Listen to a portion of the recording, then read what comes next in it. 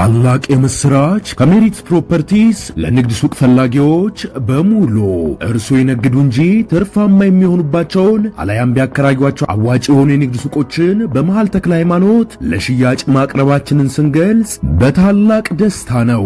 ሜሪትስ ፕሮፐርቲ ከሰፊ ካሬ አማራጭ ጋር ከ14 ካሬ እስከ 40 ካሬ የንግድ ሱቆችን ከ3.8 ሚሊዮን ብር አጠቃላይ ክፍያ ጀምሮ እንዲሁም ቀድሞ ለሚመጡ ውስን ደንበኞች በ3 ወር ጊዜ ውስጥ የሚረከባቸውን ስራ ማላመጃ የንግድ ሱቆችን ከነጻ ስጦታ ጋር ይዘንሎት ቀርበናል። እንዲሁም የመኖሪያ አፓርትመንቶችን ለምትፈልጉ ውድ ደንበኞቻችን ሜሪትስ ፕሮፐርቲ አራዳ ፓርክ ፊት ለፊት ከባለ 1 እስከ ባለ 3 መኝታ አፓርትመንቶችን ከ30% ታላቅ ቅናሽ ጋር ይዘንሎት ቀርበናል። ታዲያ ይህ የማይደገም ዕድል ሳያመልጦ ከታች ባለው ስልክ ይደውሉ።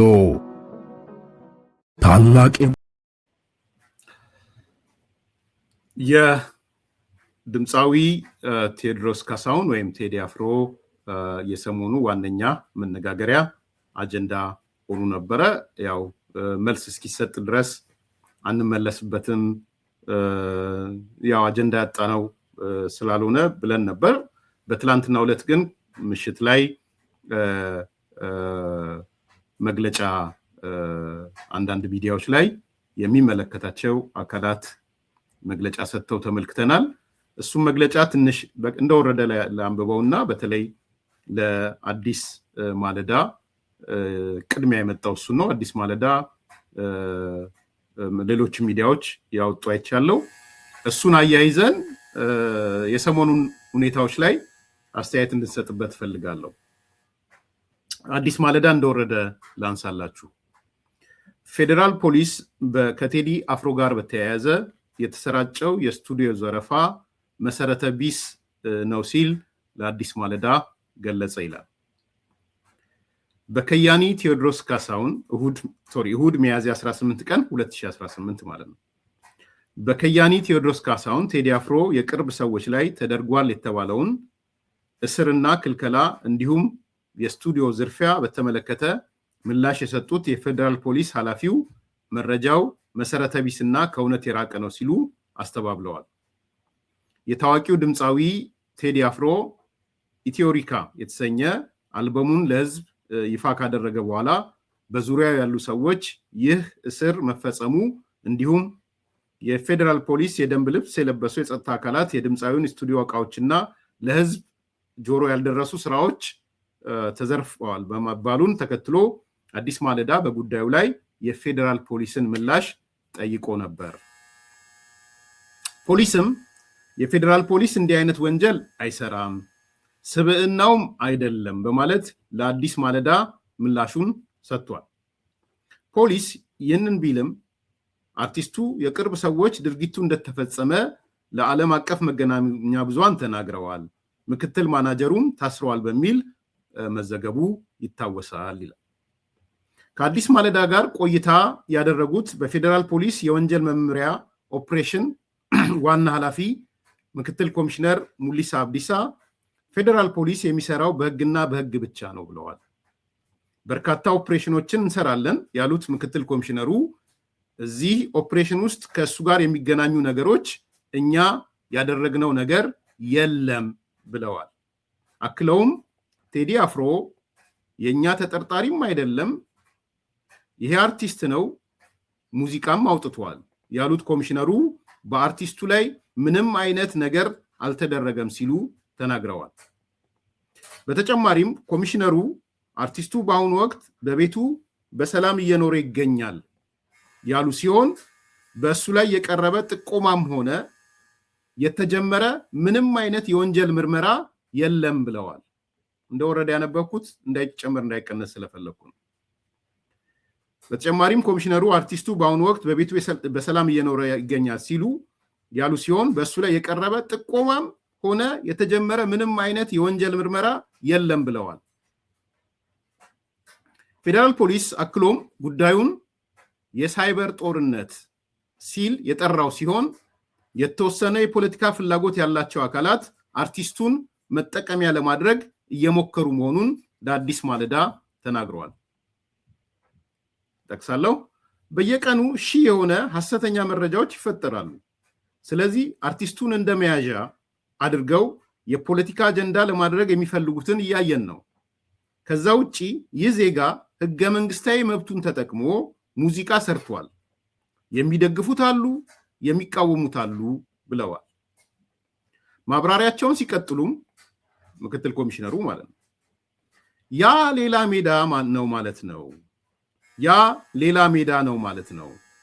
ስለዚህ ከእሱ ጋር የሚያገናኝ ምንም አይነት ንክኪ ባለው ጉዳይ ላይ ኦፕሬሽን አልተደረገም። ያ ሌላ ሜዳ ነው ማለት ነው። ስለዚህ ከቴዲ አፍሮ ጋር ማለት ነው የሚያገናኝ ምንም አይነት ንክኪ ባለው ጉዳይ ላይ ኦፕሬሽን አልተደረገም፣ አላደረግንም። ህግ ጥሶ ከተገኘ እንደ ማንኛውም ሰው ደግሞ ሊጠየቅ የሚችል ሰው ነው። ዜጋ እስካሁን ድረስ በማለት ይሄ መሰረተ ቢስና በህዝቡ ላይ ሽብር ለመፍጠር የሚደረግ የሳይበር ጦርነት ነው ሲሉ የፌዴራል ፖሊስ ኃላፊው ከአዲስ ማለዳ ጋር በነበራቸው ቆይታ አንስተዋል። የጸጥታ ተቋሙ አሰራሩን ከባህላዊ ወደ ቴክኖሎጂ መርህ ቀይሯል ያሉት ኮሚሽነሩ ዝም ብሎ ሰው ንግግር ወይም በዘፈን ምክንያት ሌሎች የሚታሰሩበት ዘመን ማለፉን አጽንኦት ሊሰጥ እንደሚገባ ጠቁመዋል። ጠቅሳለሁ ኮት ሰው እንደዚህ ዘፈንክ ተብሎ የሚታሰርበት ነገር ተቋሙ ግራጁዌት አድርጎ አልፎታል፣ ተመርቆ ወጥቷል ነው እያሉ ያሉት። ሰው እንደዚህ ዘፈንክ ብለን የምናስርበት ዘመን ላይ አይደለንም ነው እያሉ ያሉት። ሰው እንዲህ ዘፈንክ ተብሎ የሚታሰርበት ነገር ተቋሙ ግራጁዌት አድርጎ አልፎታል። ወንጀል ከሰራ ማንኛውም ሰው ይጠየቃል።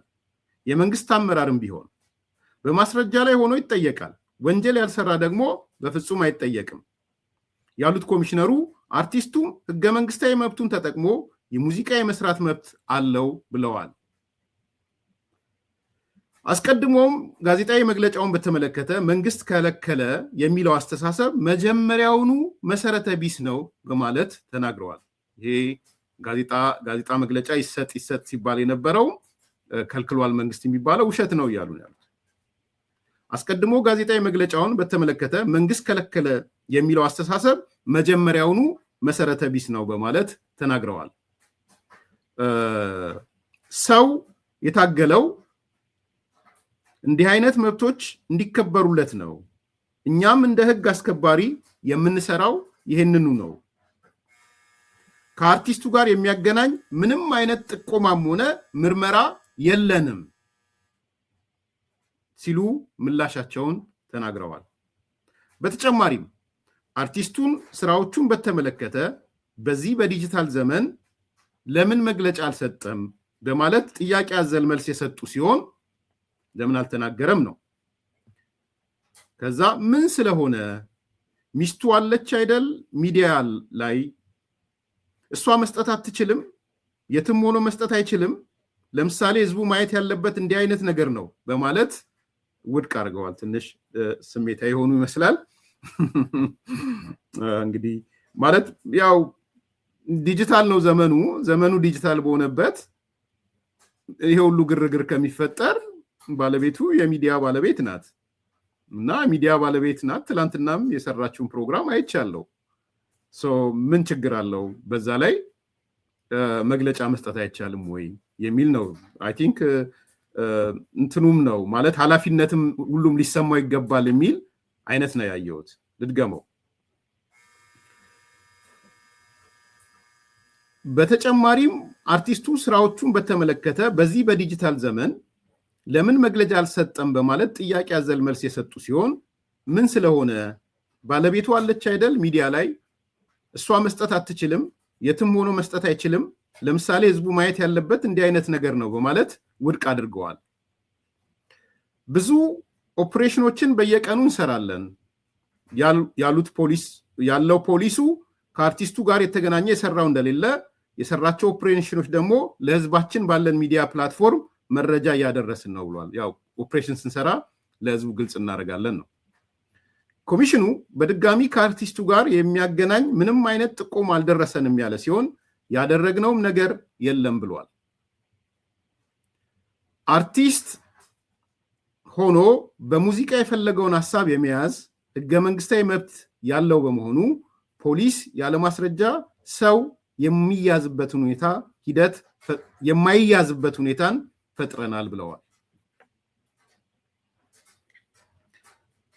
በተጨማሪም ቴክኖሎጂ ተጠቅመን የትኛውንም አይነት የምርመራ ስራዎች በአግባቡ ይሰራል ያሉ ሲሆን ስራዎቹን ደግሞ እንደሚታየው በግልጽ ፌዴራል ፖሊስ በህዝቡ ያሳውቋል ብለዋል። ኮት ስለዚህ ከአርቲስቱ ጋር የሚያገናኝ ምንም አይነት ምርመራ እኛ አልሰራንም። ሰው ሊታወቅ ይችላል፣ በወንጀል ወንድም ሊታሰር ይችላል፣ አናቅም። ጓደኛ ሊታሰር ይችላል፣ አናቅም። ይሄ እኛ ሰው ከማን ጋር ይውላል ከማን ብለን አናስርም። የምንሰራቸው ስራዎች ደግሞ ሌጂቲሜት ወይም ህጋዊ ናቸው።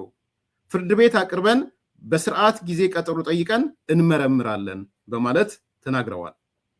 ፖሊስ ማንኛውም አይነት ህጋዊ ኦፕሬሽን ሲከናወን በይፋዊ የትስስር ገጾቹ ለህዝቡ እንደሚያሳውቅም ገልጸው ህዝቡ መሰል ያልተረጋገጡ መረጃዎችን ከመቀበል እንዲቆጠብ አሳስበዋል። ምንም እንኳ ፖሊስ ይህን ቢልም የከያኒ ሁለት የቅርብ ሰዎች መታሰራቸውን ሲኤምሲ የሚገኘው ስቱዲዮም ደግሞ መዘገቡ አይዘነጋም። ድምፃዊ ግን ቢያንስ ይህ ዘገባ እስከተጠናከረበት ጊዜ ድረስ ለክስተቶቹ ያለው ነገር የለም የሚል እንዳይቆራረጥ ስለፈለኩኝ ነው። እነዚህ ሚዲያዎች አገር ቤት ያሉ ሚዲያዎች ናቸው፣ ህጋዊ ሚዲያዎች ናቸው። ስለዚህ እንደወረደ የሰሞኑ በጣም አወዛጋቢ አጨቃጫቂ ሆኖ ስለነበረ አንደኛ ጥሩ ነው፣ መልስ መስጠቱ ጥሩ ነው። ዘገየ ከማለት ውጪ እኔ መዘግየቱ በጣም ትንሽ ትክክል ነው ብዬ አላምንም። እንግዲህ ለእያንዳንዱ ነገር የተወጣ መልስ እያልን አይደለም፣ ግን ይሄ አገር አንቀጥቅጥ እስከ መሆን የሄደበት ሁኔታ ተፈጥሯል። ይሄ እውነት ነው። በተለይ ውጭ ሀገር ያሉ በድምፃዊ ቴዲ አፍሮ ላይ ለመንጠልጠል ምንም አጀንዳቸው ያለቀባቸው የተሸነፉ ጸረ ኢትዮጵያ ኃይሎች ኢትዮጵያ ስትፈርስ በአይናችን ብናይ ደስ ይለናል የሚሉ ኃይሎች፣ የሻዕቢያ ተላላኪዎች፣ እነዚህ ሁሉ የድምፃዊ ቴዲ አፍሮ አጫፋሪ ሆኖ ነው ያየነው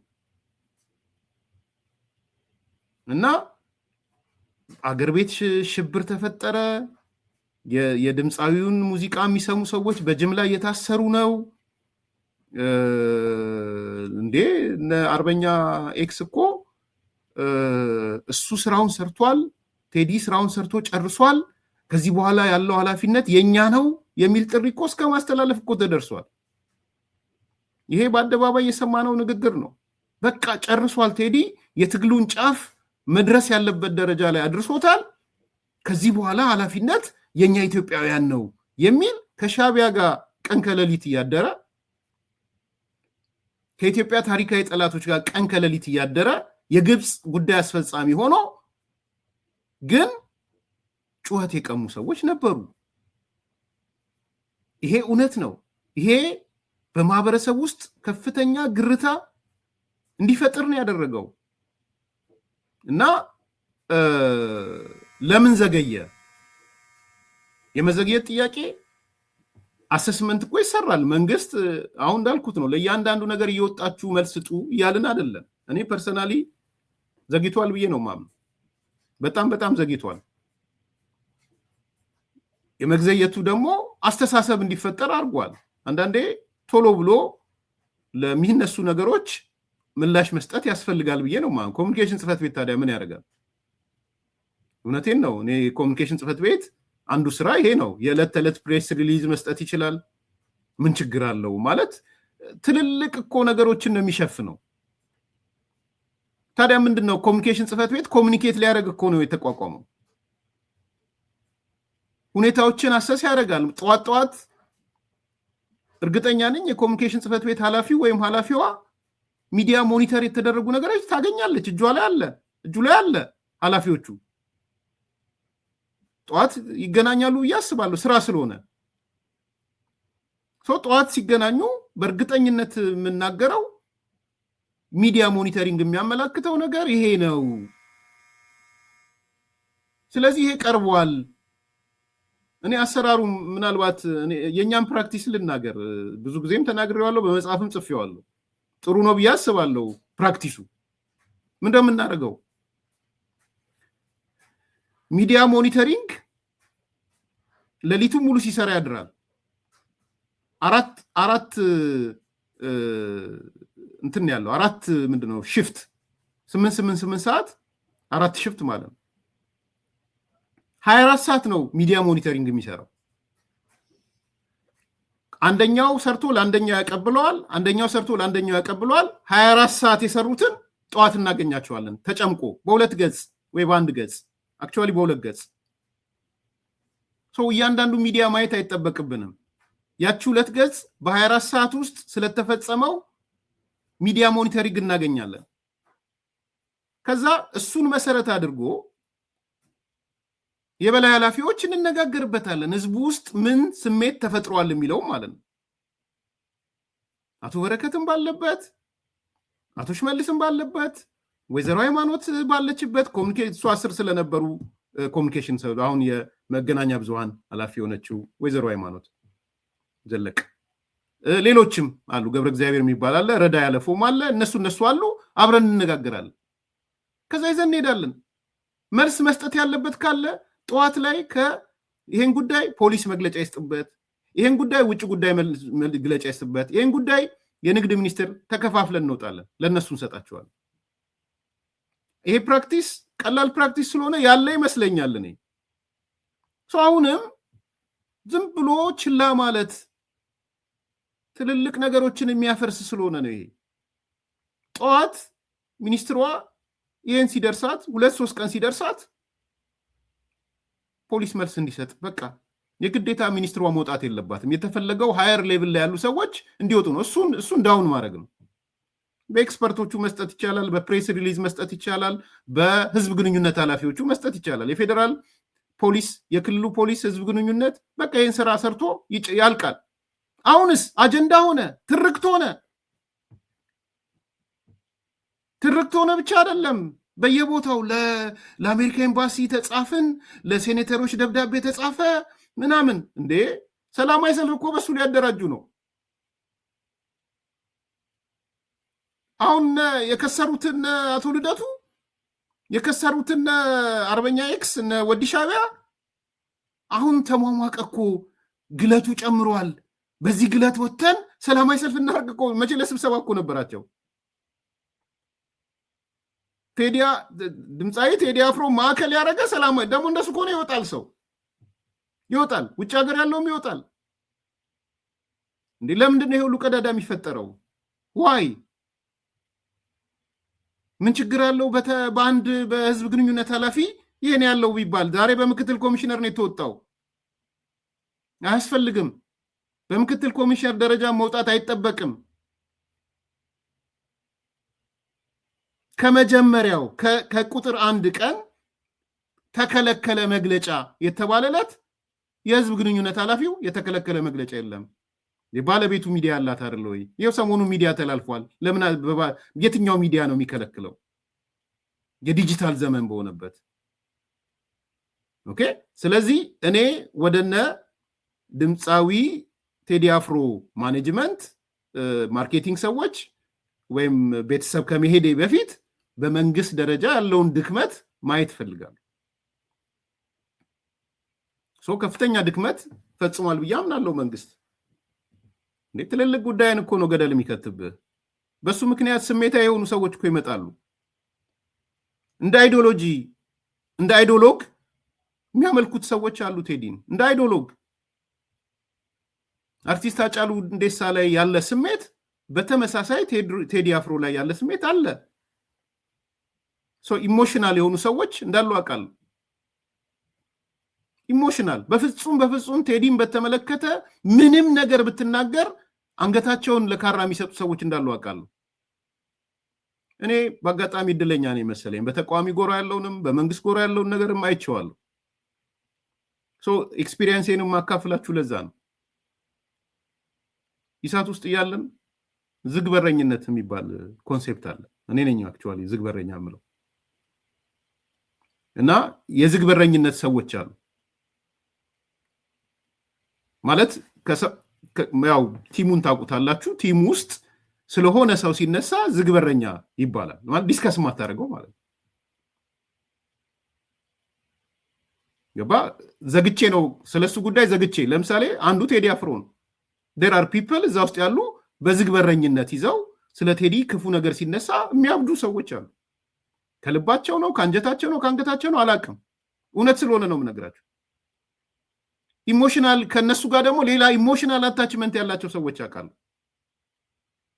ከፍተኛ ኢሞሽናል አታችመንት ያላቸው እንኳን ልትተቸው ቴዲን ስሙን አንስተህ የሆነች ግጥሙን ብትነቅፍ እብድም ይሆናሉ። ካናዳ ዳላስ ምናምን ያሉ የሚያጨናንቁ ኮሎኔል መንግስቱ ኃይለማርያም ለአንዳንድ ሰዎች እዛ ነው ያሉበት ተቋም ዝግ በረኛ ነበሩ። ስለሳቸው ማውራት የምችልበትና የማችልባቸው ሰዎች አሉ። ምሳሌ ነው የምሰጣችሁ።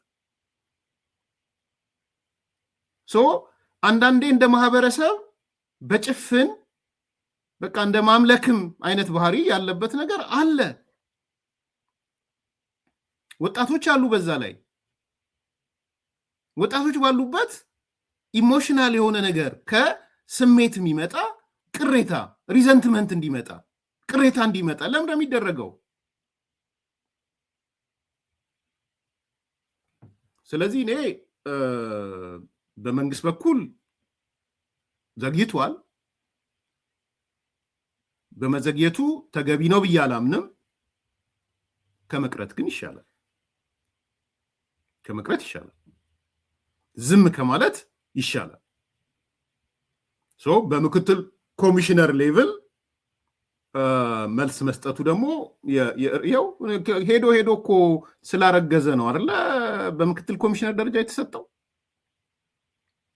ከማርገዙ በፊት ከመጠንሰሱ በፊት እኮ ቢሆን ኖሮ በኮሙኒኬተሮቹ በህዝብ ግንኙነት ኃላፊዎቹ በኩል በቃ አጭር መልስ ተሰጥቶ እንዲህ አይነት ነገር የለም፣ ከፈለገ መግለጫ ይስጥ፣ ከፈለገ የሱ ማናጀሮች መግለጫ ይስጡ፣ ተከልክለናል ብለው ይውጡ፣ እነሱ ባልተናገሩበት ማለት ይሄ አንዱ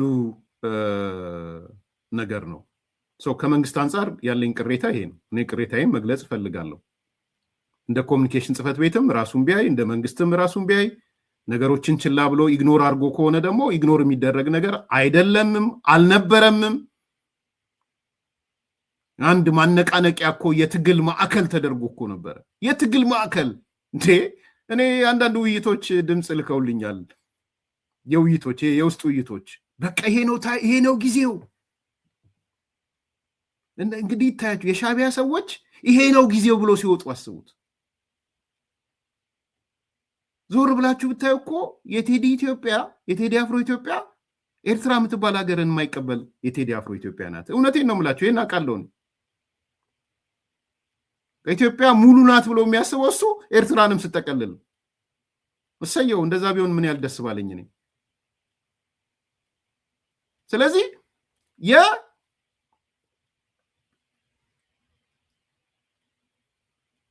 የኤርትራ ሻዕቢያ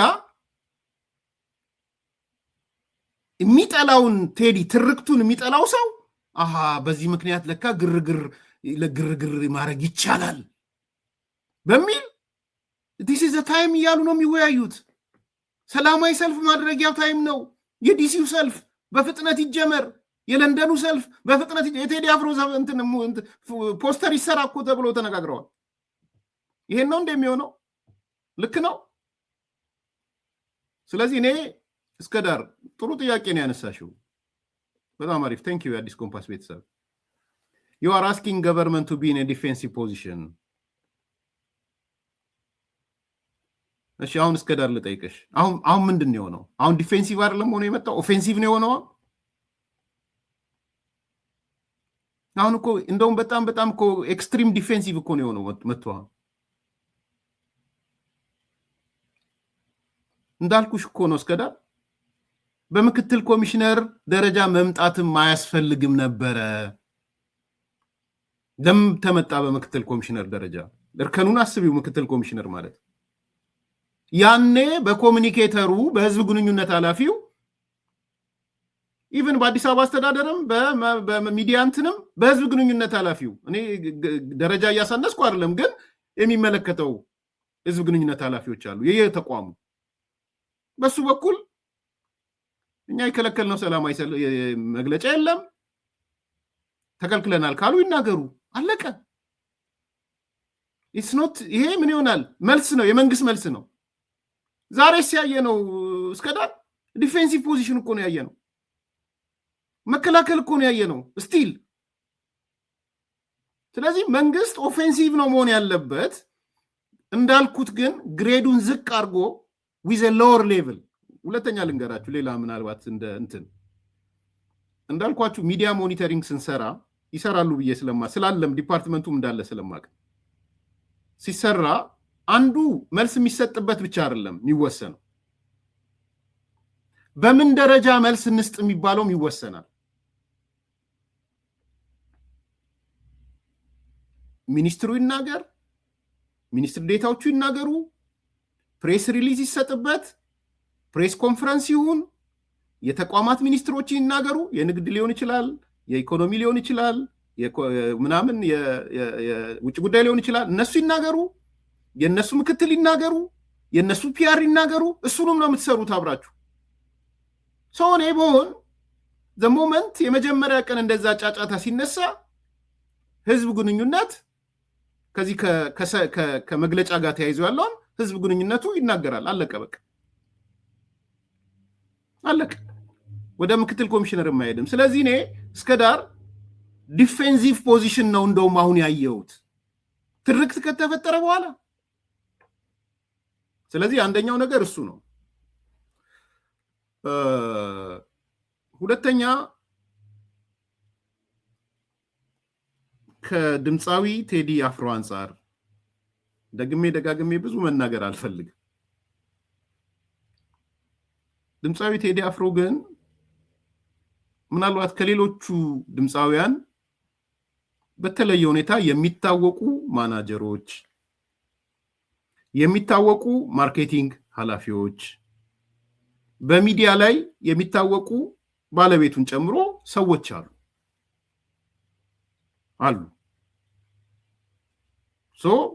ሁኔታዎች ወደ ምን እየሄዱ ነው፣ ወዴት እየሄዱ ነው የሚለውን ነገር ምናልባት እሱ ካልተከታተለ ይከታተላል ብዬ አምናለሁ።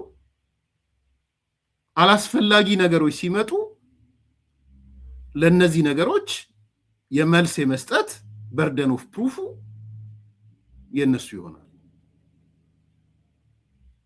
ኢቭን ሚዲያው ጥሩ ነው ያደረገው።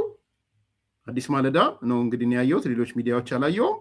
አዲስ ማለዳ ለቴዲ አፍሮ ማናጀር ለራሱ ለቴዲ አፍሮ ወይም ለባለቤቱ ወይም ለማርኬቲንጉ ቢጠይቅ ኖሮ ጥሩ ነበር።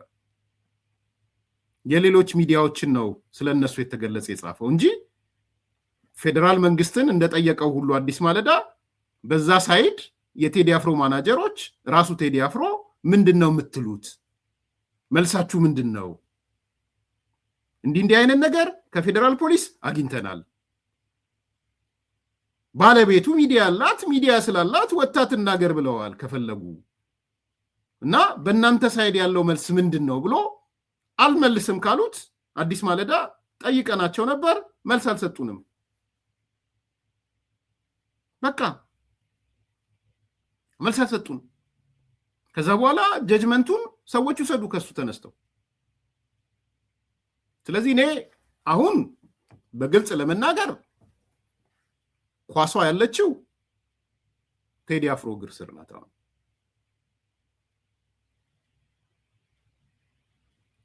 ቴዲ አፍሮ እግር ስር ናት ያለችው ኳሷ። አሁን ሌሎቻችሁ ከዚህ በኋላ እፈሩ፣ ባይዘው እፈሩ። ያው መሸቀያ ያደረጋችሁ ሰዎች ቴዲን መሸቀያ ያደረጋችሁ እንዳላችሁ አውቃለሁ። ደንበኛ ገንዘብ ማሯሯጫ ያደረጋችሁ ሰዎች እንዳላችሁ አውቃለሁ። ምን ያህል ለሱ የሱ አስተሳሰብ፣ የሱ ሪዮት፣ የሱ ፖለቲካል አመለካከት ይገዛችኋል አይገዛችሁም? ቅድም እንዳልኳችሁ ከሻቢያ ጋር አብረህ እየተኛህ የቴዲ ሪዮት ይገዛኛል ማለት የመጨረሻ ነውር ነው። ከጀዋር ጋር አብረህ እየተኛህ የጀዋርን ካልሲ እያጠብክ ገረባ ጫቱን ተሸክመ እየዞርክ ቴዲ አፍሮ አስተሳሰብ ይገዛኛል ማለት ነውር ነው።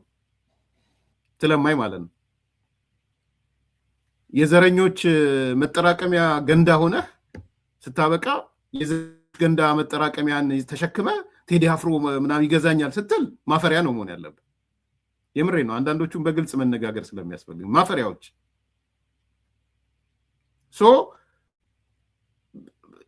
እንደ መሸቀያ ያረጉት ሰዎች አሉ።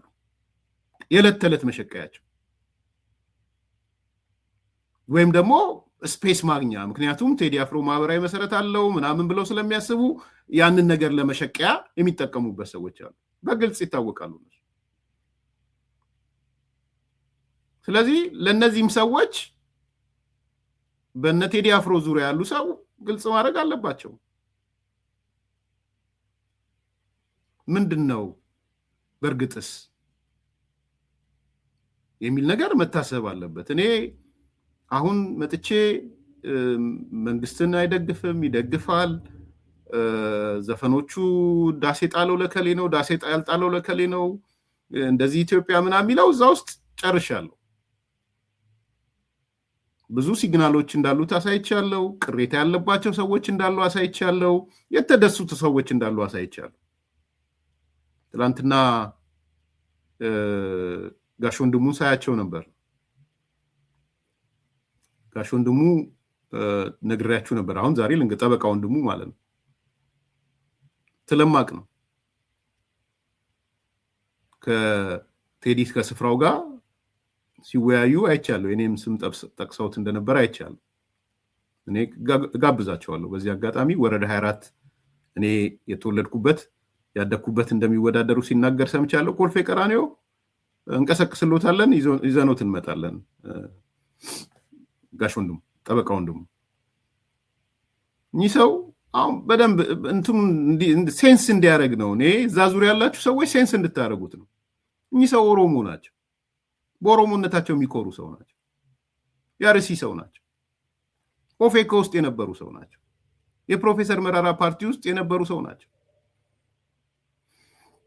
ቴዲ አፍሮ በኢህአዴግ ዘመን በታሰረ ጊዜ ትምህርቴን ትቼ እያንዳንዱ የፍርድ ቤት ፕሮሰሱን እየሄድኩ የምከታተል ሰው የሚለው የሚናገሩ ሰው ናቸው። መጽሐፋቸው ላይ ከሀ እስከ ፐ ስለ ቴዲ አፍሮ ነው የጻፉት።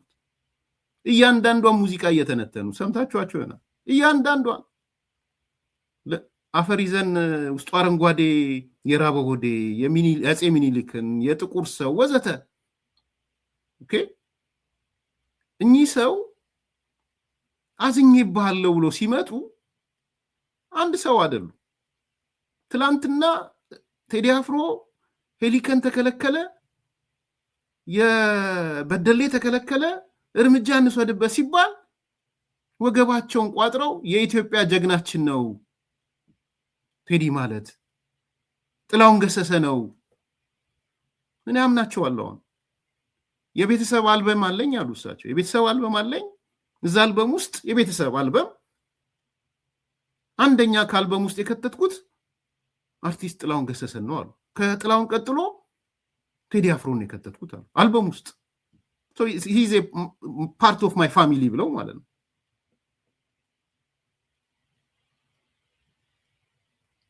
በዚህ ደረጃ አንደበቱን ወጥቶ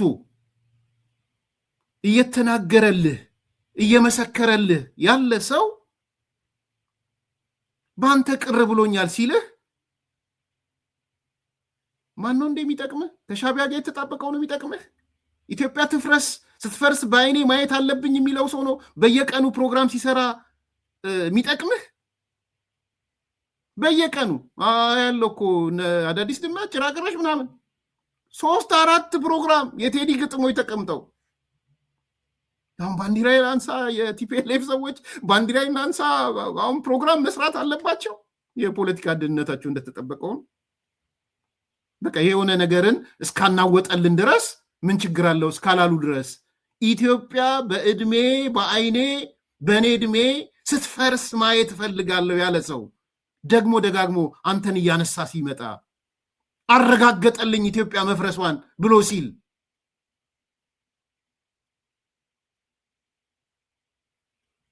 ለአንተ ደስታ ነው? ለቴዲ አፍሮ ደስታ ነው? በዛ ዙሪያ ላላችሁ ሰዎች ደስታ ነው?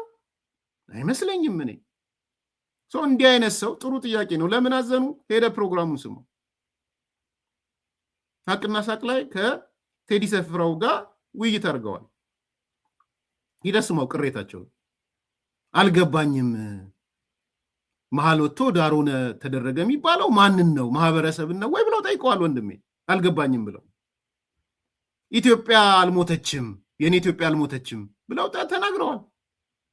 ሞተች ሊለኝ አይችልም። የትኛው ሰንደቅ ዓላማ ብለውም አንስተዋል። የእሳቸው እይታ ነው።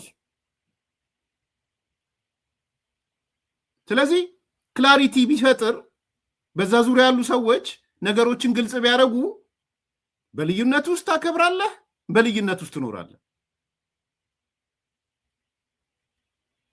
ስትራቴጂ ደግሞ ትላንት ነግሬያቸዋለሁ፣ መቼ ዕለትም ስታነሱ ነግሬያቸዋለሁ። ስትራቴጂ ሁሌም ድምፃዊም ይሁን ፖለቲከኛም ይሁን ወታደርም ይሁን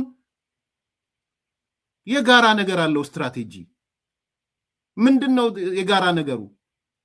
ወዳጅህን ታጸናለህ፣ ወላዋዩን ወደ ወዳጅ ታመጣለህ፣ ጠላትህን ታለዝባለህ። እነዚህ ሶስት ነገሮች ናቸው ስትራቴጂ፣ ሌላ አይደለም። ስለዚህ በዚህ ስትራቴጂ ውስጥ ወዳጅህን አጽንተህ ሊሆን ይችላል። በእውነት መሀል ላይ የቆሙትን ወይም እንደዚህ የሚሉትን ወደ ወዳጅ አምጥታቸዋል። ጠላት የፈጠርካቸው ጠላቶች የሉም። እድል አልተሰጠም። እዚህ ጋር የጎራ መደበላለቅ የለም፣ አልተፈጠረም። የጎራ መደበላለቅ በጎራ መደበላለቅ ውስጥ የሚተርፍ ትርፍ አለ? አላዋቂነት ነው። በጎራ መደበላለቅ አተርፋለሁ የሚል አካል ካለ የጎራ መደበላለቆችን የተመለከት ነው። የኢትዮጵያ ታሪካዊ ጠላቶች የምንላቸው ሰዎች ሲደሰቱ ነው ያየ ነው። ይህን ያየ ነው። እደጋግማለሁ፣ ውጣ ከዚህ ክላሪፋይ ሲደረግ ስለማትወዱ ነው።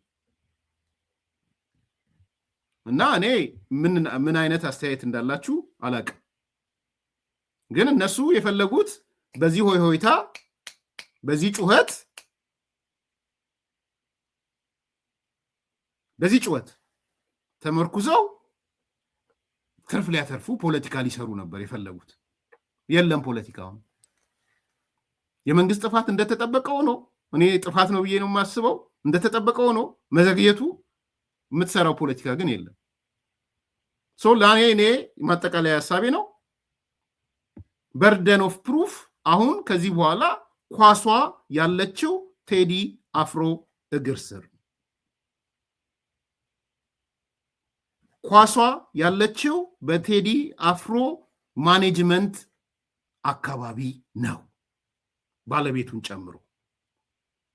ፖሊስ ዝም ብሎ አይደለም የጠቀሳት። ትላም ፕሮግራም ሰርቻ አይቻታለሁ። የቆየ ሊሆን ይችላል፣ አላቅም። ስለዚህ እኔ ከዚህ በኋላ በመንግስት ደረጃ እኔ ያረኩት ነገር የለም። የሳይበር ጦርነት ነው። ይህን ጦርነት ለፖለቲካ ፍላጎታቸው የሚጠቀሙ ሰዎች አድርገውታል። እኛ አልጠረጠርነውም። በተጠርጣሪነት ሊስት ውስጥም የለም። የእሱ ምርመራም የለንም።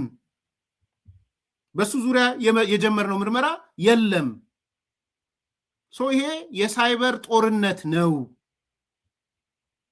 የተወሰነ የፖለቲካ ፍላጎት ያላቸው አካላት አርቲስቱን ተገን አድርገው መጠቀሚያ አድርገው ሊጠቀሙ የፈለጉት ነገር ነው። የሳይበር ጦርነት ነው። የሳይበር ጦርነቱ አካል መሆን ይፈልጋሉ። በድምፃዊ ቴዲ አፍሮ ዙሪያ ያላችሁ ሰዎችም እሱን ጨምሮ የሳይበር ጦርነቱ አካል ናቸው አይደሉም? ስለዚህ እኔ ከዚህ በኋላ መንግስት ራሱን ነፃ ወጥቷል ብዬ ነው ማሰቡ። አይዘው ምንም ልትል ትችላለህ። ነፃ ወጥቷል ከዚህ በኋላ። መዘግየቱ ልክ አይደለም። ፕሩፍ ኦፍ እንትኑ ካለ ማምጣት ያለበት፣ የእስር ፕሩፍ ካለ ማምጣት ያለበት፣ የታሰሩ ሰዎች ካለ የተወሰደ ንብረት ካለ ማምጣት ያለባቸው እራሳቸው ከቴዲ አፍሮ ጋር የተያዘ ነው። ውሸት ነው ሼሞኒው እንደዚህ እያለ እንዲቀጥልልህ ስለምትፈልግ ማለት ነው። ውሸት ነው ካለ አንተ አይደለም አንተ ማን አገባህና ነው አንተ ውሸት ነው ምናምን የምትለው አለ አይደል? ባለቤቱ እያለ አንተ ኧረ ባለቤቱ አለ። ከዚህ በኋላ ፈሩ በእናታችሁ፣ የምሬን ነው የምላችሁ፣ ፈሩ። ከዚህ በኋላ ቴዲ እንደዚህ ሆኗል ብላችሁ የምትናገሩ ሰዎች እፈሩ፣ ጥፍራችሁ ስር ተደበቁ። ወይስ እሱ አንደበት የለውም? የእሱ ሰዎች ማኔጅመንት አንደበት የላቸውም አንደበት? እንዴ እኔ እንደምሰማው የእሱ ማኔጅመንት ሰዎች ሚዲያ ላይ ብዙ ኤክስፒሪየንስ ያላቸው ምናምን ናቸው እኔ ምሰማው። እነዚህ ሰዎች ወጥተው ኮንቴንት ዋይዝ ምንም ችግር የለውም ባይዘው ይሄ ሀገር ሞተች ምናምን አለች እሱ ዛሳብቱ ሂም እሱ የፖለቲካ መከራከሪያ ነው። ስለ እሱ አይደለም መግለጫ ይስጥ ያልኩት እኔ ግልጽ እንድትሆኑ። ለምን ሀገር ሞተች አለ ለምን እንደዚህ አለ እሱ አይደለም፣ እሱ መብቱ ነው 100%።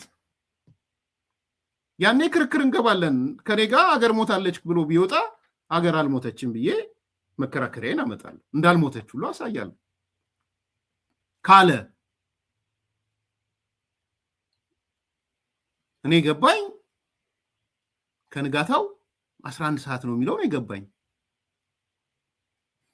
ከንጋታው 11 ሰዓት ማለት እየነጋ ነው ማለት ነው ለኔ።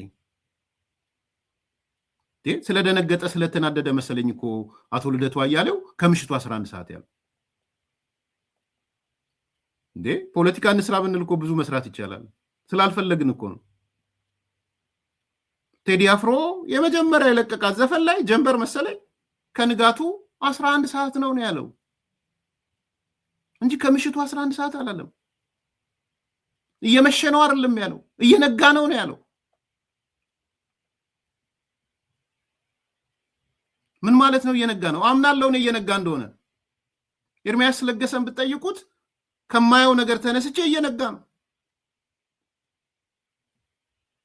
የፖለቲካ ክርክር ከሆነ በሱ ደረጃ መከራከር ይቻላል እያልኳችሁ ነው። እየነጋ ነው፣ አትጠራጠር በሱ።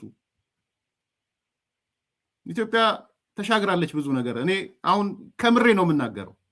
የፈለገ በል፣ እየነጋ ነው፣ አትጠራጠር በሱ። ቢያንስ ብሔርተኝነት ስል ዘረኝነት ማለት ነው።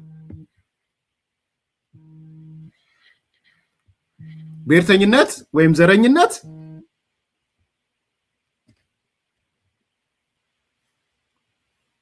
ትልቅ ሚና አለው። ዘንድሮ እኔ ከማየው ነገር ተነስቼ የብሔርተኝነት ማዕቀፍ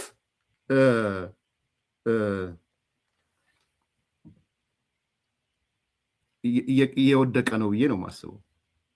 ለእኔ ንጋት እሱ ነው። ጋሽ ወንድሙ ኤርሚያስ ብሔርተኝነት ይላል። ብሔርተኝነት አትበልበሉት ብለዋል። እንወያያለን። ጋሽ ወንድሙ ጠርቼዎት ያው መንቆራቆሶች ነበሩን፣ እሳቸውም አንስተውታል። የምርጫ ክርክር ወቅት 1-2 መድረክ ከእሳቸው ጋር ነበረኝ። ባይዘው ማዘጋጃ ቤት ረሱት እንጂ ማዘጋጃ ቤትም ሌላ ኢሴም ነበረን። ከዛ ነው ወደ ሚዲያ ሄድ ነው። ኢኔኒ ኬዝ ብሔርተኝነት ባህል ጥሩ ነው፣ ዘረኝነት ነው ብለዋል። አይ ቲንክ ለክርክር ክፍት እናደርገዋለን። እኔ ብሔርተኝነት ስል አሁንም ግልጽ አድርጉ ልሆንላችሁ፣ ጽንፈኛ ብሔርተኝነት ነው። ኤትኒክ ናሽናሊዝም የሚባለውን ነው፣ በእንግሊዝኛው ነው ጥሩ። ኤትኒክ ናሽናሊዝም የሚባለው ነው። ወይም ደግሞ ጥሩ አማርኛ የብሔረሰብ ብሔርተኝነት ማለት ነው። ጽንፈኛ የብሔረሰብ ብሔርተኝነት ነው። እኛና እነሱ ማለት ነው። እኛ አለን እዚህ ጋር፣ እነሱ እዛ ጋር አሉ። እኛ ተጠቃም፣ እኛ ተጎዳን የሚል እኛ እንዲሆንን የሚል ቪክቲሙድ የሚያጠቃልል ትምክትም ያለው ምናምን ማለት ነው። ለእኔ ብሔርተኝነት የምለው እሱን ነው። ፓትሪዮቲክ የሆነውን አይደለም። ጋሽ ወንድሙ ፓትሪዮቲክ ነው እንዳየሁት፣ አገር ወዳድ ነው። የጠቀሳቸው ሰዎች 6-5 ሰዎች ፓትሪዮቲክ ናቸው። አርቲስት ጥላሁን ገሰሰን ያነሱት፣ እነ ጃጋማ ኬሎን ነው ያነሱት ካልተሳሳትኩ፣ ሌሎችም አሰፋ ጫቦን ነው ያነሱት። ብንዘረዝራቸው ፓትሪዮቲክ የሆኑትን ነው። እነ ጸጋዬ ገብረመድህን ናቸው፣ ፓትሪዮቲክ ናቸው። እንደውም ብሔርተኛም ናቸው ብዬ አንዳንዶቹን አላምንም። ግን ጋሞነትና ኢትዮጵያዊነት የማይጣላባቸው ኢትዮጵያዊ ናቸው። አሰፋ ጫቦ ኦሮሞነትና ኦሮሞ መሆንና ኢትዮጵያዊነት የማይጣላባቸው ማለት ነው ጋሽ ወንድሙ ማለት ልል የፈለግኩት እየነጋ ነው ስል የጽንፈኛ ብሔርተኝነት ድርጅታዊ መዋቅር፣ መንግስታዊ መዋቅር፣ ህገ መንግስታዊ መዋቅር እየተናደ ነው። ለእኔ እየነጋ ነው። አሁን ክርክር መቅጠም እንችላለን። እየነጋ ነው በሚለው ትልቁ ንጋት እሱ ነው ለእኔ። ኢትዮጵያ ከዘር ፖለቲካ፣ ከጽንፈኛ ብሔርተኛ ፖለቲካ እየጸዳች ከሄደች እየነጋ ነው። አልጠራጠርም በሱ። እየመሻ አይደለም። ቆሞ ቀሮች አሉ። የዘር ፖለቲካውን የብሔረሰብ ጽንፈኛ የብሔረሰብ ብሔረተኛ ለምን ቀረ ብለው ጦርነት የከፈቱ እንዳለው አውቃለሁ። ቲፒኤልኤፍ አንዱ ነው፣ ፋኖ አንዱ ነው፣ ኦላ አንዱ ነው። እነዚህ እኮ ጽንፈኛ ብሔርተኞች ናቸው አይደሉም እንዴ? ለምን ጦርነት ከፈቱ እንዴ? የቆፈቱት መሰረታዊ ምክንያት የብሔረሰብ ብሔርተኝነት፣ ጽንፈኛ የብሔረሰብ ብሔርተኝነት መንግስታዊ መዋቅሩን ሊያጣ ነው፣ ድርጅታዊ መዋቅሩን ሊያጣ ነው። ኢህአዴግ ለምን ፈረሰ? ለምን ፈረሰ ኢህአዴግ ብለው እኮ ነው። ሌላ እኮ አይደለም። ለእኔ እየነጋ ነው፣ ፖለቲካሊ እየነጋ ነው። አልጠራጠርም በሱ። ቴዲ አፍሮ እየነጋ ነው ያለውን ነገር እኔ የምወስደው አዎ እየነጋ ነው ብዬ ነው የምወስደው እንጂ እንደ አቶ ልደቱ እየመሸ ነው አይደለም። በሱ እየመሸበት ይሆናል፣ እየመሸበት ይደርሱ፣ እየመሸበትም ይመስላል። አሁን ከማየው መቅበዝበዝ እየመሸበት ነው። እውነት ነው። ስለዚህ እየነጋ ነው። ዘረኝነት ነው፣ እየነጋ ነው። ህዳሴ ግድቡ ኢትዮጵያን እያነጋት ነው። መብራት እየሰጣት ነው። ይኸው ጀነራል አሸናፊን ሰማችኋቸው አይደል? የአየር ኃይሉ መዝሙር ነው። ወንዞች ይገደቡ ይዋሉ ለልማት፣ ሀሁ ኢትዮጵያ ትቅደም። ኢትዮጵያ ትቅደም እኮ ነው የተባለው። እየነጋ ነው። ኢትዮጵያ ትቅደም ማለት ንጋት ነው የሚያሳየው። ኢትዮጵያ ትውደም አልተባለም። የታላቁ ህዳሴ ግድብ የኢትዮጵያን እየነጋ መሆን እንጂ እየመሸ መሆኑን አያሳይም። የመሸበት አቶ ልደቱ ነው። በሱ ዙሪያ ያሉ ሰዎች ናቸው። ኢትዮጵያ ብርሃን ስታገኝ፣ ኢትዮጵያ መብራት ስታገኝ፣ ኢትዮጵያ በአመት $1 ቢሊዮን የሚያስገኝ ህዳሴ ግድብ ስታገኝ የዕለት ዕለት ሰዎች እያለቀሱ እየጨፈሩ እንደምን ሰነበትሽ ኔፓል ብሎ የጻፈው አቶ ልደቱ ነው። ሌላ አይደለም። በግልጽ ነው መናገር ያለብን። እርር ትክን ብሎ ኔፓል እንዴት ሰነበትሽ ነው ያለው። እኔ አልደሰትም ነው ያለው። ልክ ነው። እየጨለመበት ነው። በዛ ዙሪያ ያላችሁ ሰዎች እየጨለመባችሁ ነው። ይህ እውነት ነው። ስለዚህ ይሄም በደንብ ማየት የሚያስፈልግ ይመስለኛል።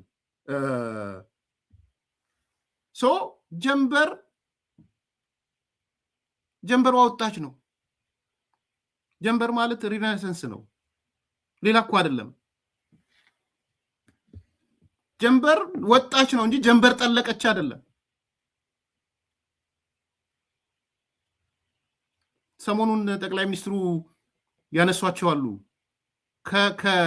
ከህዳሴ ግድቡ በተጨማሪ ሌሎች የኃይል ማመንጫ ምናልባትም በአቅም ሲታይ ከህዳሴ ግድቡ በላይ የሆነ አዋሳ ላይ፣ አዲስ አበባ ላይ፣ የተለያዩ ቦታዎች ላይ ይሄ መሸ እንዴ? መሸ። መብራት እየመጣ ነው። ወንዞች ይገደቡ ይዋሉ ለልማት ነው። እየመሸ አይደለም። ጀንበር ነው እየወጣች ያለችው። ዛሬ የሲኤንኤን ዜና አይታችኋል? ያሳለፍነው ሳምንት ሲኤንኤን ኢንተርናሽናል ኒውስ ብሎ አይታችሁታል? በአፍሪካ ትልቁ አየር መንገድ እየመጣ ነው። ኮምፔር ያደርገዋል አየር መንገዱን ከአትላንታ ካለው ትልቁ አየር መንገድ በአመት ስንት ሚሊዮን ሰዎችን እንደሚይዝ ኮምፔር ያደርገዋል። የኢትዮጵያ ኢንቨስትመንት ውስጥ አሜሪካ ትግባ ብሎ ነው የሚጨቀጭቀው። አሜሪካኖቹ እየተሯሯጡ የመጡት ለምንድን ነው? እየመሸ ስለሆነ ነው። ቦይንግ 67 የአየር መንገዱ ኃላፊ ዋና ስራ አስፈጻሚ ከቦይንግ ጋር የሚፈራረሙት ፊርማ ለአሜሪካ እየመሸ ነው ኢትዮጵያ ላይ። ስለመሸ ነው እንዴ ሲኤንኤን ያወጣው ኢትዮጵያ መሸባት አለ? ምን አይነት ልክ ነው? ለእናቶ ልደቱ መሽቷል። ኔፓል የለችም አሁን እሳቸው ኪስ ውስጥ ነው። በእነሱ ዙሪያ ነው፣ በእነ ወዲ ሻዕቢያ ዙሪያ ነው ኔፓል ያለችው። እሷም ኔፓልም የለችም አሁን።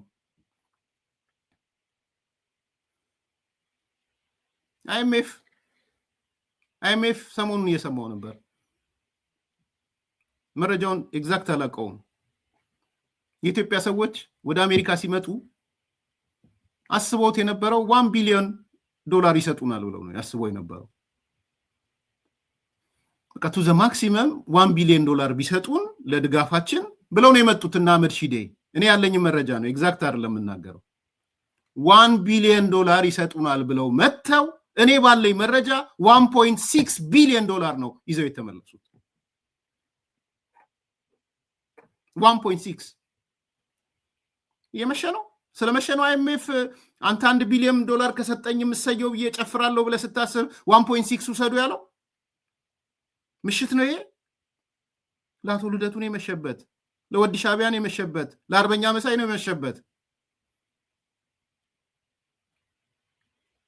ያለኝ መረጃ እሱ ነው። $1.6 ቢሊዮን ድጋፍ እናደርጋለን የተባለው የተገለጸ ይሁን አላውቅም። እዛ ውስጥ ያሉ ሰዎች ነው ያገኘሁት። ይሄ ምሽት ነው።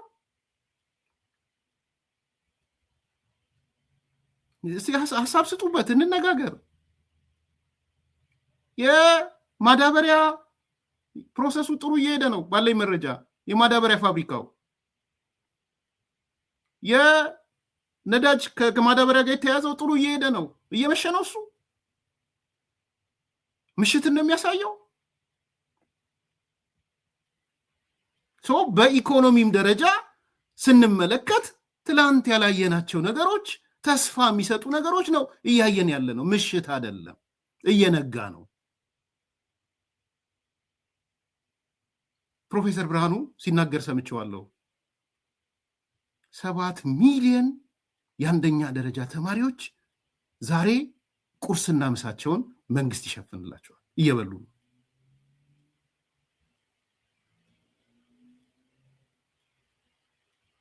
አስባችሁ ታውቃላችሁ?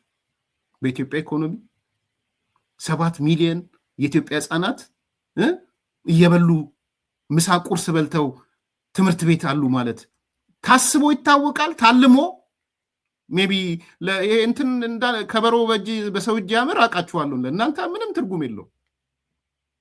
አየናችሁ እኮ የፖለቲካ ሳይንቲስት ምናምን የምትባሉ ሰዎች ነዳጅ ምናምን አሜሪካና ኢራን ተጣሉ ሲባል ደሞዝ ለሰራተኛ ይጨመር የሚል የወደቀ አንተ የፖለቲካ ሳይንቲስት ነው፣ የፖለቲካ ሳይንቲስት ነው። ልክ ኢራን ጦርነት ሲነሳ ለሰራተኛ ደሞዝ ጨምሩ የሚል ማለት ነው። እሱ ነበረ። ምክንያቱም ከበሮ በሰው እጅ ያምር። ብትይዙት እንዴት እንደምትደነጋገሩ ግልጽ ነው። ስለዚህ የኢኮኖሚ ጉዟችንም የማህበራዊ ጉዟችንም የመምሸትን ሳይሆን እየነጋ መሆኑን የሚያመላክት ነው። ለእኔ እየነጋ ነው የሚለውን ነው የምወስደው። ከንጋቱ 11 ሰዓት የሚለውን ነው የምወስደው። 8 ሚሊዮን ነው። ኦኬ ያስተካክሉልኝ። 7 መስሎኝ ነበር። 8 ሚሊዮን ይመገባሉ ማለት ምን ማለት ነው? አዲስ አበባ ላይ ከ300 ምናምን ሺህ ተማሪ በላይ ነው የሚመገበው። እንዴ ተው እንጂ። እኛ መንግስት ኃላፊነት እኮ አሳልፈናል። በምግብ እጦት የሚወድቁ ተማሪዎች እኮ በአካል አይቻለሁ ነው ሄጄ። በአካል በትምህርት ቤት መጥተው በረሃብ የወደቁ ልጆች እኮ አውቃለሁ። ልደታ ሄጄ እኮ አይቻለሁ። መምህራን ትምህርት ቤት ባዶ እንዳይሆን ከዛች ከሚያገኟት ትንሽ ደሞዝ ብር አዋጥተው እኮ ትምህርቱ እንዲቀጥል ሻይና ዳቦ ለልጆች ለተማሪዎች እኮ የሚሰጡበትን እኮ አይቻለሁ። ሸልም ያለው እኮ ሄጄ ጎበዝ መምህራን ብዬ ሸልም ያለው በሁለት ምክንያት። ትምህርቱም እንዳይቋረጥ ልጆቹ ከቀሩ ምንድነው የሚያደርጉት እነዚህ መምህራኖች? ስለዚህ ያላቸውም ከዛች ደሞዛቸው ቆርጠው፣ ምክንያቱም የራበው ልጅ አይማርም። ሆዱ ባዶ ሆኖ እንዴት ነው የሚማረው?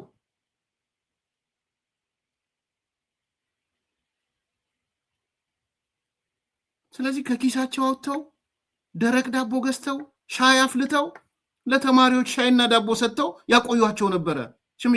ቴንኪው ሽመልስ። ሽመልስ ባይዘዌ የአዲስ አበባ መምህራን ማህበር ተወካይ ነበር የነበረው። ከመምህራን ማህበር ውስጥ ጓደኛዬ ብቻ አይደለም፣ በዛም አውቀዋለሁ። ያው እዚህ ያለ ሽመልስ ዊትነስ ነው። ዛሬስ ቁርሳቸውን ይበላሉ፣ ምሳቸውን ይበላሉ። አንድ ቪዲዮ አፈወርቅ ልኮልኝ እያየው ነበር። የሚበሉት ምግብ በካሎሪ የተመዘነባቸው ቦታዎችም አሉ። እንቁላል ማግኘት ብርቅ አይደለም እንዴ? አንተዋወቅም እንዴ? ዛሬ እኮ ተማሪዎች እንቁላል ይበላሉ ትምህርት ቤት ላይ። ወተት ማግኘት ብርቅ አይደለም እንዴ? ዛሬ ወተት ያገኛሉ ትምህርት ቤት።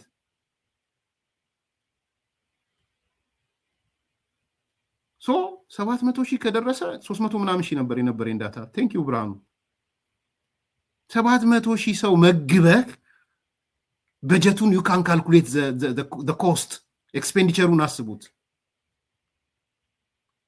ከዛ በኋላ ደግሞ ካፒታል ፕሮጀክት የሚባል አለ። ይሄ ሬከረንት ነው።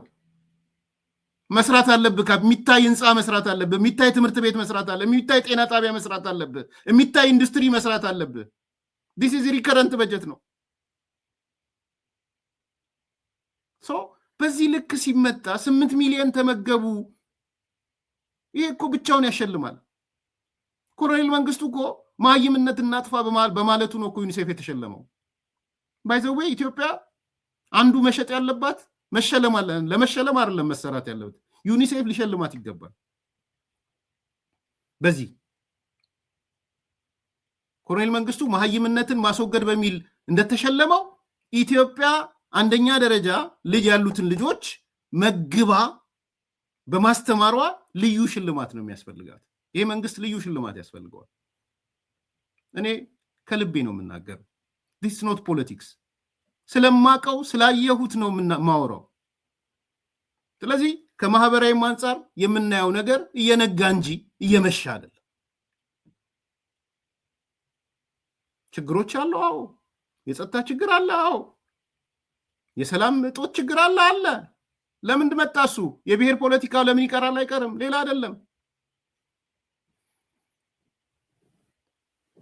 አይደለም። ለምንድነው ኢትዮጵያ ከብሔር ፖለቲካ ልትወጣ የታሰበችው? ነው የጦርነቱ መሰረት፣ የሰላም እጦቱ መሰረታዊ መንስኤ ይሄ ነው፣ ሌላ አይደለም። የትኛው የኦሮሞ ጥያቄ መጥቶ ነው? ንገረኝ እስቲ። ትላንት አቅርቤዋለሁ። ያንን ጀግና ነው ለኔ። ኦነግ የነበረ አስመራ የነበረ ሲመለስ መጥቶ የኦሮሞ ጥያቄ ምንድነው ያልተመለሰ? የኦሮሞ ጥያቄ ንገረኝ እስቲ። የብሔር ፖለቲካ ከሆነ ያልተመለሰ የኦሮሞ ጥያቄ ንገረኝ። ጠመንጃ የሚያስነሳ ማለት ነው፣ ነፍጥ የሚያስነሳ የኦሮሞ ጥያቄ ንገረኝ። አንለስ ልገንጠል ካላልክ በስተቀር እሱ ደግሞ የብሔር ጥያቄ ነው፣ የዘረኝነት ጥያቄ ነው። ምንድነው? ጀስት ቴል ሚ። የኦሮሞ ብሔርተኞች፣ የኦሮሞ ጽንፈኛ ብሔርተኞች ነፍጥ ያነጎቡበት መሰረታዊ ምክንያት ንገረኝ። የኦሮሞ ጥያቄ ብለው እንገንጠል ከሆነ አዎ ነፍጥ ያስነሳል እሱ። እነሱም ነፍጥ ያነሱት እንገንጠል ነው፣ በይፋ ይናገሩት። እሱ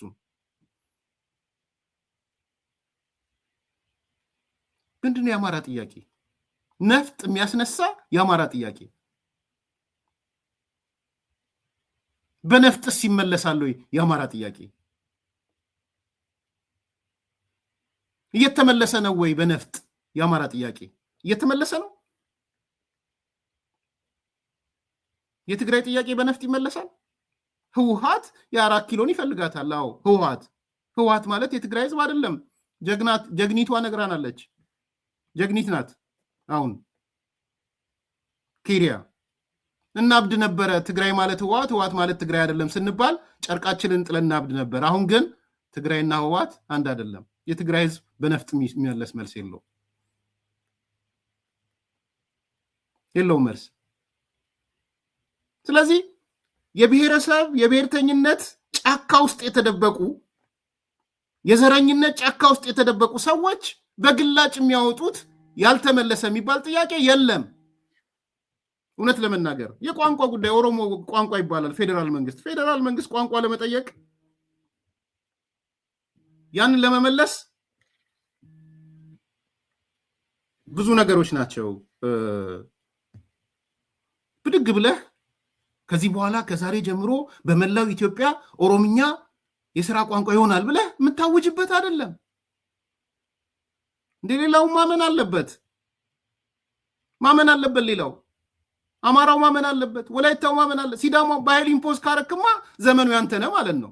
ተረኛ ነው ማለት ነው። የኦሮሞ ጽንፈኛው እኮ ተረኛ እንሁን እኮ ነው እያለ እየጠየቀ ያለው። በግድ ኢምፖዝ እናድርግ ነው እኮ እያለ እየጠየቀ ያለው። ስለዚህ በብሔረሰብ ብሔርተኝነት አዎ አደጋ ውስጥ እየወደቀ ነው። ነፍጥ ያነሳው ለዛ ነው።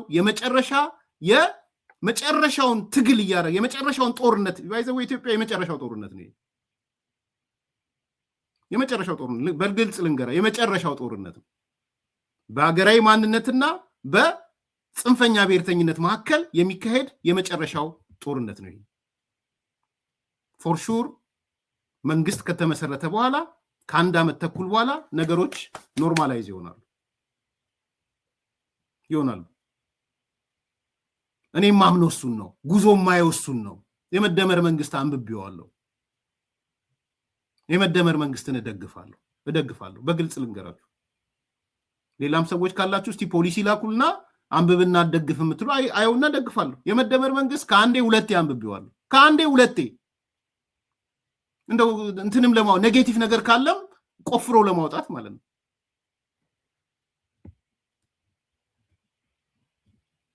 አላገኘውም። አይደለም እኔ አቶ ጀዋር እኮ የመደመር መንግስትን እያነበብኩ ነው ብሎ እየደገምኩ ነው። መደመር መንግስት እያነበብኩ ነው ብሎ አሳይቶን የመደመር መንግስት ተጻጽ ብሎ ግን ያወጣው ነገር የለም። ለምን ያላወጣው? ስላላገኘ የኢትዮጵያ ኢኮኖሚ ግብርና መር ኢንዱስትሪያላይዜሽን ብቻ ሳይሆን ድሮ በኢህአዴግ ጊዜ እንደነበረው ግብርና መር ኢንዱስትሪያላይዜሽን ብቻ ሳይሆን ግብርናውንም፣ ኢንዱስትሪውንም፣ ቴክኖሎጂውንም፣ ማዕድኑንም፣ ቱሪዝሙንም፣ ከተማ ልማቱንም ይሄ ነው የምንቀሳቀሰው። እነዚህን ፓኬጅ አድርገን ነው የምንቀሳቀሰው ይላል ፖሊሲው መደመር መንግስት። ታዲያ እኔ ይሄን ልቃወም እንዴ? ተግባራዊ እንዲያደርጉት ነው ምለምነው። ኤንድ የጠብታ ያህል ሚና ካለኝ የጠብታ ኮሚኒኬሽን ወዘተ ላይ ጠብታ ካለኝ ጠብ አደርጋለሁ።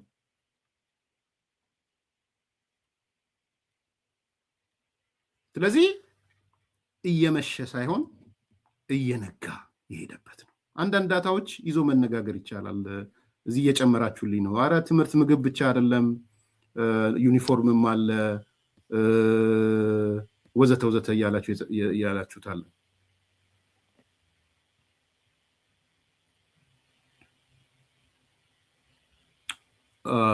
በዛ ደረጃ አሁን ዲቴይል ዳታ ወይ ሌላ ቀን ይዤ እመጣለሁ። በኢኮኖሚ ምንድነው፣ በፖለቲካ ምንድነው፣ በማህበራዊ ምንድነው፣ በቱሪዝም ምንድነው፣ በከተማ ልማት ምንድነው እናነሳችኋለን። በዲፕሎማሲ ምንድነው፣ የት ነው የባህር በር ጥያቄ እኮ የቆየ ጥያቄ፣ ዛሬ እኮ የመንግስት ፒክ አድርጎታል። ስለሱ እኮ ነው ያበዱት። የባህር በር ጥያቄ ላይ እንታገላለን ሲሉ እኮ ነው እነ ተፈራ ማሞ ከጀርባ እንከመርበታለን ያሉት እኮ። ሌላ ምንድነው እንዴ? ተፈራን ማሞን ይዘህ ጨለማ ንጋት ነው ልትላችልም። አዎ ተፈራ ማሞ ጋር ካለ ጨለማ ነው። ጀነራል ተፈራ ማሞ ጋር ካለ እውነት ነው። ኢሳያስ ጋር ካለ ጨለማ ነው። ያንተን የምትውለው ከኢሳያስ አፈወርቂና ሰዎች ጋር፣ ስለዚህ ጨለማ ነው። የምትውለው ከአቶ ልደቱ ጋር ጨለማ ነው። የምትውለው ከወዲህ ሻዕቢያ ጋር ጨለማ ነው። የምትውለው ከአቶ አንዳርጋቸው ጋር ጨለማ ነው። የምትውለው ከቲፒኤልኤፍ ጋር ጨለማ ነው። ለነሱማ ጨልሞባቸዋል። እነሱ የጨለሙበትን አንተ በጨለማ አይናቸው ስለሚያዩ እኔ በጨለማ አይኔ አላይም። እየነጋ ነው። ቴዲ እንዳለው የእሱ ንጋት ዴፊኒሽን እንደሆነም አላውቅም፣ ግን እየነጋ ነው። ፕራክቲካሊ ጀንበር ነው እየወጣች ያለችው። በዛ ደረጃ ነው። ፌቨን ያነሳሽው የከሌ ያልተመለሰ ጥያቄ አይ ቲንክ ጥሩ ጥያቄ ነው። የከሌ ያልተመለስ ጥያቄ የለም ብለህ እንዴት ትደመድማለህ? ያ ጥያቄ አለን የሚሉት መልስ የምታገኘው አቅርበህ ጠይቃቸው። አውቃለሁ እኮ ጥያቄ የላቸውም እኮ አላልኩም። የኦሮሞ ብሔርተኞች፣ ጽንፈኛ የኦሮሞ ብሔርተኞች ፌቨን ጥያቄ አላቸው። የተደበቀ ጥያቄ ምን ይመስልሻል? መገንጠል አይናገሯትም፣ ግን ነገሩን። አሁን ከኦነግ የወጡ ኦነግ ውስጥ ያሉ ሰዎች ነገሩን። የተደበቀ ነጥብ አለ ብሎ እኮ ነገረን። ትላንትና ፕሮግራሜን ብትከታተዩ ደስ ይለኛል። ካላየሽው ነገረን። የተደበቀ አለ ከዛ ዙሪያ ምንድነው ሲለው መገንጠል አለው። መገንጠልማ አላቸው ጥያቄ። የኔና ያንቺ ጥያቄ ነው ወይ ነው? የኦሮሞ ጥያቄ ነው ወይ ነው? የድርጅቱ ጥያቄ ሊሆን ይችላል። አዎ ጥያቄ አለኝ ብሎ ሊመጣ ይችላል። ኦነግ የጫካም የገባው አዲስ አበባም የተቀመጠው የመገንጠል ጥያቄ ነው ጥያቄው። እኔ ደግሞ የኦሮሞ ህዝብ ጥያቄ አይደለም ብዬ ነው ማምነው። የጽንፈኛ ብሔርተኝነት መዳረሻው መገንጠል ነው።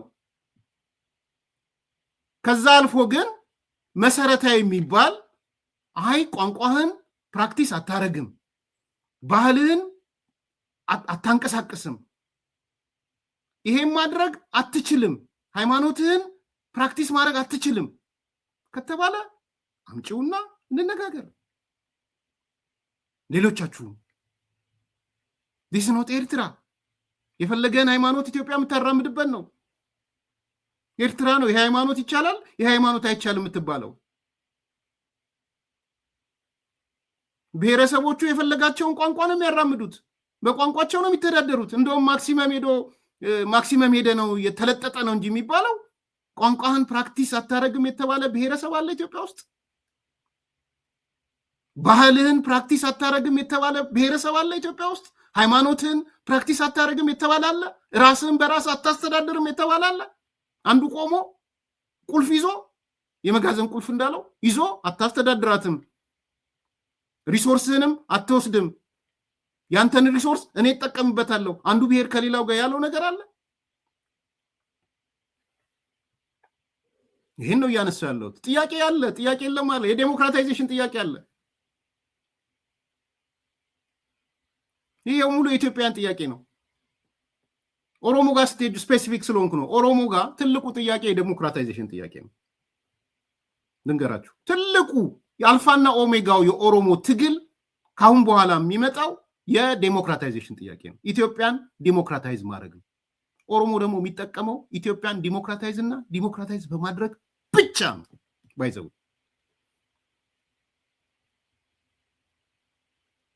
ኢትዮጵያ ዴሞክራታይዝ ከሆነች እንደ ኦሮሞ የሚጠቀም የለም፣ እንደ አማራ የሚጠቀም የለም። ለሌላው ኦሮሞ መታገል ያለበት፣ የኦሮሞ ልሂቅ መታገል ያለበት፣ ኢንክሉዲንግ ብሔርተኛው መታገል ያለበት ኢትዮጵያን እንዴት ዲሞክራታይዝ እናርጋት ነው የትግሉ ማጠንጠኛ መሆን ያለበት። በተለይ ለኦሮሞ ከዴሞክራሲ ውጪ አማራጭ የለውም። ኦሮሞ ልንገራችሁ፣ ዴሞክራሲን ለማምጣት ጠመንጃ ማንሳት አለብሽ ፌቨን። ዴሞክራታይዜሽን በጠመንጃ ይመጣል፣ በነፍጥ ይመጣል፣ የበለጠ ዴሞክራሲን ይገላል እንጂ። ስለዚህ የዴሞክራሲ ጥያቄ አዳጊ የሆነ የማህበረሰብ ጥያቄ አለ፣ የመልማት ጥያቄ አለ፣ የቴክኖሎጂ ጥያቄ አለ፣ የጸረ ዴሞክራሲ ጥያቄ አለ፣ የኢፍታይነት ጥያቄ አለ።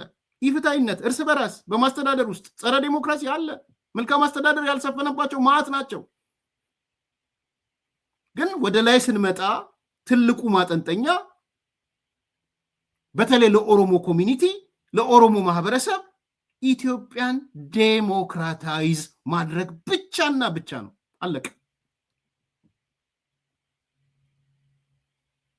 ለሌላውም ይጠቅማል ብዬ አምናለሁ፣ በተለይ ለአማራው። ስለዚህ ጥያቄዎች የሉም አይደለም፣ አሉ ጥያቄዎች። እነዚህ ጥያቄዎች ግን በነፍጥ የሚፈቱ በጦርነት የሚፈቱ አይደሉም። ኢትዮጵያ ሲነጋላት ነው ደግሞ የሚፈታው። በጨለማ ውስጥ ዴሞክራሲ የለም። እየጨለመ ነው እያልክ ዴሞክራሲ አትጠይቅ።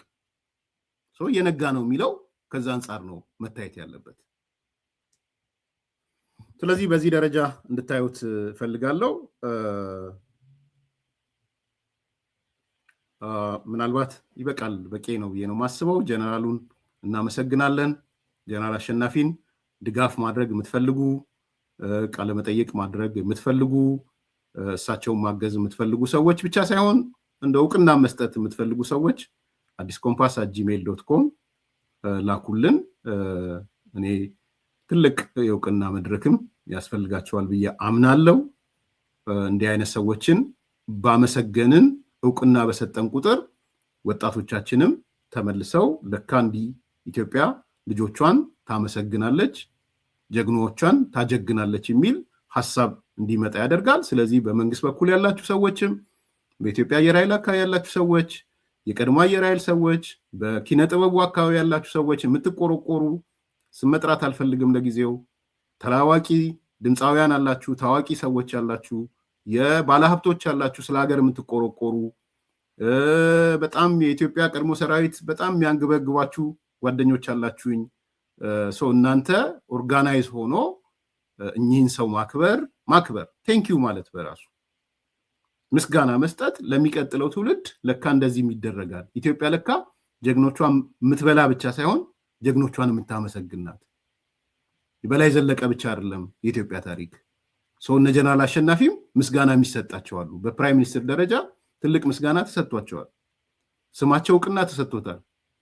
ስለዚህ ለቀረቻቸው እድሜም ክብር በክብር የሚሆኑበትን ነገር ማሰብ ወሳኝ ነው ብዬ ነው ማምነውና ይሄን ነገር ብታስቡበት፣ ሀገር ቤት ያላችሁም ውጭ ሀገር ያላችሁም የአየር ኃይል ቤተሰቦችም ውጭ ሀገር ያላችሁ ከጀነራል አሸናፊ ጋር የሚደረጉ ነገሮች ካሉ የመጨረሻውን እኚህ ሰው በጣም ተሰቃይተዋል። የምሬን ነው የምላችሁ። ባለቤትህን ውጭ ሀገር ተቀምጣ አለመቅበር ማለት ምን ማለት እንደሆነ እያንዳንዳችሁ ጭንቅላታችሁ ውስጥ ውሰዱ። ባለቤታቸውን ያልቀበሩት እኚህ ሰው 9 ዓመት ነው 10 ዓመት ያለምንም ፍርድ ያለምንም እስር ቤት ገብተው ውጡ ነው የተባሉት። ያለምንም ፍርድ ያለምንም ወንጀል ለሀገር ባገለገሉ ኢትዮጵያን ባዳኑ። ሶማሌ ወራ ቢሆን ኖሮ ዛሬ የምንነጋገርባት ኢትዮጵያ የለችም ነበር። ስለዚህ ይሄንን እውቅና ዛሬ ያለችውን ኢትዮጵያ ቢያንስ እንደው በተቆረጠችበት መልኩ ያለችውን ኢትዮጵያ እንድትቆይ ያደረጉልን እነ ጀነራል አሸናፊ ናቸው። ይሄንን ማመስገን ያስፈልጋል። ስለዚህ አገር ቤትም ብታስቡበት ኮሙኒኬት ብታደርጉንም ደስ ይለናል። መልካም ቀን። ታላቅ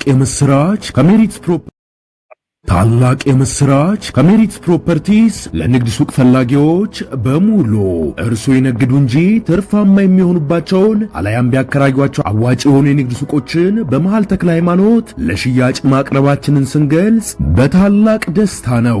ሜሪትስ ፕሮፐርቲ ከሰፊ ካሬ አማራጭ ጋር ከ14 ካሬ እስከ 40 ካሬ የንግድ ሱቆችን ከ3.8 ሚሊዮን ብር አጠቃላይ ክፍያ ጀምሮ እንዲሁም ቀድሞ ለሚመጡ ውስን ደንበኞች በ3 ወር ጊዜ ውስጥ የሚረከባቸው ስራ ማላመጃ የንግድ ሱቆችን ከነጻ ስጦታ ጋር ይዘንሎት ቀርበናል። እንዲሁም የመኖሪያ አፓርትመንቶችን ለምትፈልጉ ውድ ደንበኞቻችን ሜሪትስ ፕሮፐርቲ አራዳ ፓርክ ፊት ለፊት ከባለ 1 እስከ ባለ 3 መኝታ አፓርትመንቶችን ከ30% ታላቅ ቅናሽ ጋር ይዘንሎት ቀርበናል። ታዲያ ይህ የማይደገም ዕድል ሳያመልጦ ከታች ባለው ስልክ ይደውሉ።